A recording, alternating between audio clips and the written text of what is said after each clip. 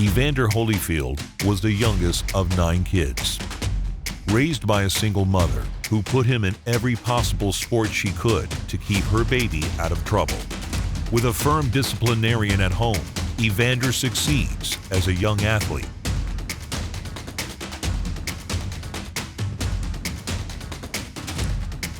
Evander was recruited into boxing by a local coach after getting Momma's permission.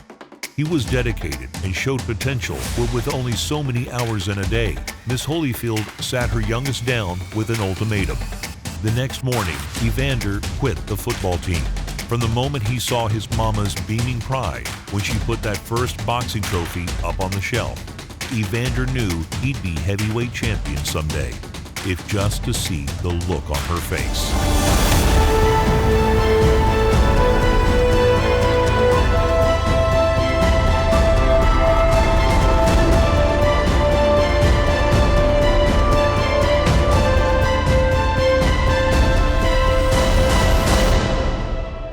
As always, click that like button and subscribe to stay up to the minute on all sweet science. Under the wise tutelage of defensive genius George Benton, Evander grows by leaps and bounds technically. At 23 years old, Evander was still too skinny to fight the big boys. His first title shot came at Cruiserweight against criminally underappreciated Dwight Muhammad Cowie. Cowie, a stump of muscle who learned to box in prison.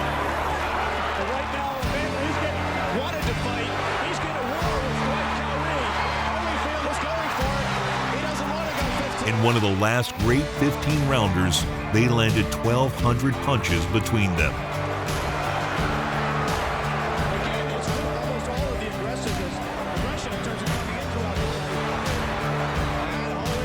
We would come to learn that's just what Holyfield fights look like. After the long 15, the judges awarded Holyfield his first championship.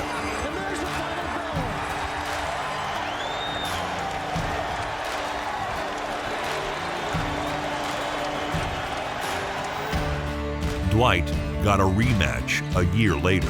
Holyfield showed just how much he grew in a year, first knocking him down with a left hook.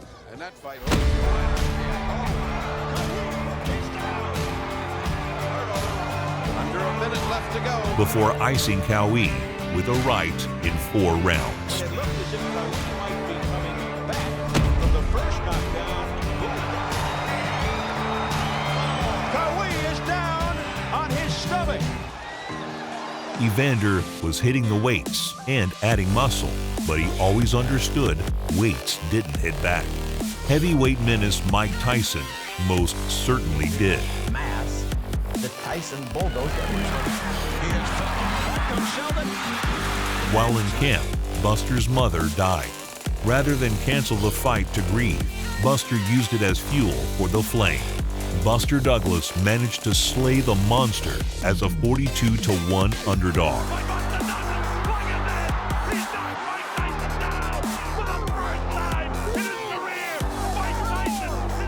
After his win over Mike, with Evander having made the jump up in weight, was sitting as #1 contender. All Buster's grief had time to set in.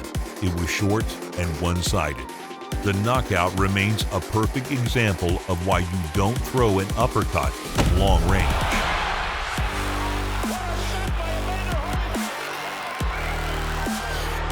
Holyfield kept his promise to his mama, giving her the heavyweight championship that he always knew he would. With his goal accomplished, he asked his mama what next. She said, "You are already the best in the world. Be the best you." Holyfield would make his first defense against the muffin-topped juggernaut, a 42-year-old version of Big George Foreman. Few gave the old man a chance against the much faster Holyfield. Evander's speed set a brisk pace that favored the young man.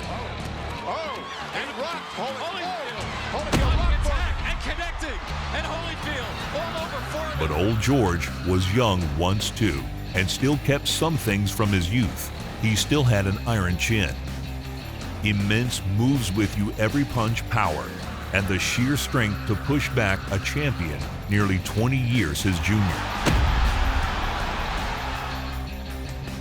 It was a proud, feel-good moment for the old man and an unexpected classic. Inside. One punch after another. He's got more. But Evander took a clear decision.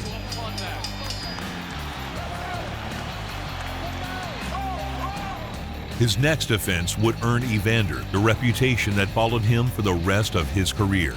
Smokin' Bert Cooper carried the nickname and style of his trainer and former heavyweight champion Joe Frazier, with one major difference. Bert was right-handed. The world grew to learn that Holyfield fights don't start when the bell rings. They start the moment Evander gets hit clean. The war carried on, and the biggest factor became Evander's uppercut.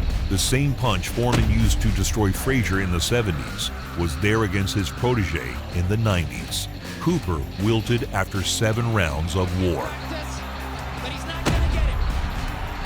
I don't think he's going to get him. Mills Lane has seen enough. Mills Lane stops the fight. And I thought it was a very...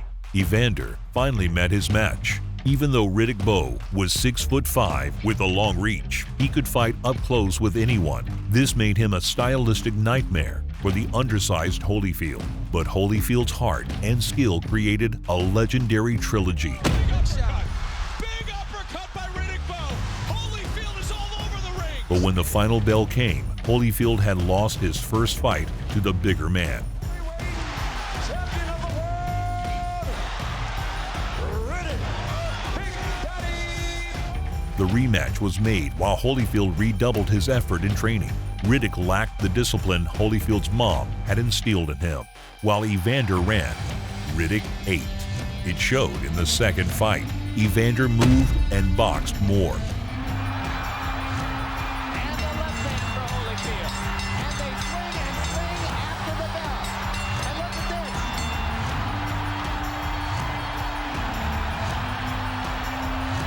Hey, these guys want to fight.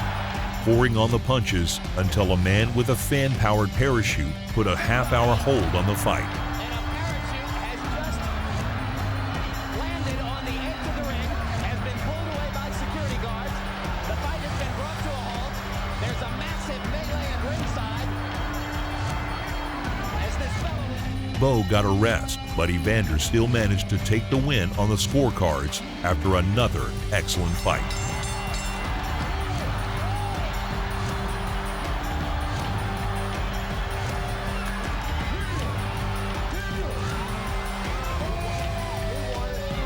Holyfield lost his mom to a car crash in April of 1996, but her influence never left him. As he geared up for the fights that would define his career, her words rang in his head. He threw his all into training. When the night finally came, Evander looked nothing like the skinny cruiserweight he started as. He was 235 pounds of muscle now, and even the fearsome Tyson couldn't back Evander down. Mike landed a right hand early in the first round. It was exactly what Evander needed. The fight devolved into a brawl that got dirty on both sides. But as the rounds passed, it became clear that Evander was the boss in there.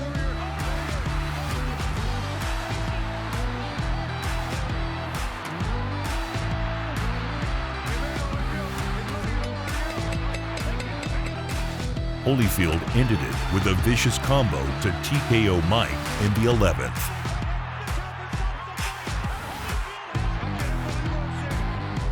A rematch was a must and was held on June 28, 1997, the most notorious night in boxing history. As the second fight was beginning to look much like the first, frustration ensued as Mike received a cut in the second round.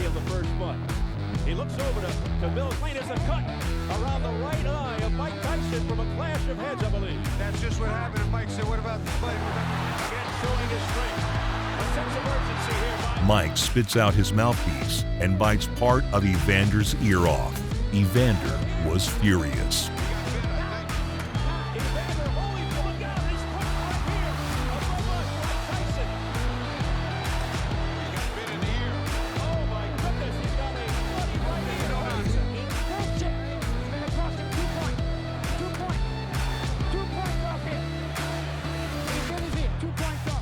The fight was allowed to continue. After Holyfield headbutted him back, Mike bit again and was disqualified between rounds. Resorting to fighting tactics, and he still wants more as he's being held back by Richie. Evander wasn't scared of Mike Tyson. He was only scared of God and his mom. Life's race well run. Life's work well done. Life's crown well won. And now she rests.